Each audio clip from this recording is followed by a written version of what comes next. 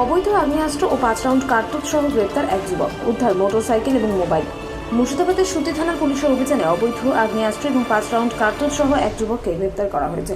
যুবকের নাম বাবর আলী, বয়স 31। তিনি সুতি থানার অন্তর্গত আলীনগর গ্রামের বাসিন্দা।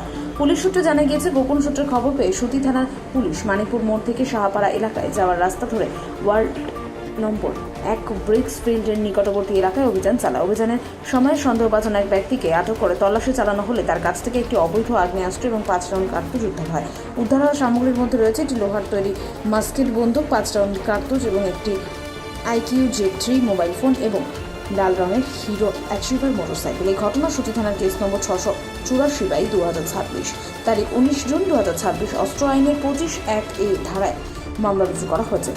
অভিযোগ দায়ের করেছেন সুতি থানার PSI পার্থসারথী বর্মন। ঘটনার তদন্তভার দেওয়া হয়েছে সুতি থানার PSI রুহুল আমিন শেখকে। পুলিশ ধৃতকে জিজ্ঞাসাবাদ করে আগ্নেয়াস্ত্রের উৎস এবং এর সঙ্গে কোনো অপরাধ চক্র জড়িত রয়েছে কিনা তা খতিয়ে দেখছে। পুলিশের এই অভিযানে এলাকায় ব্যাপক চাঞ্চল্যের সৃষ্টি হয়েছে।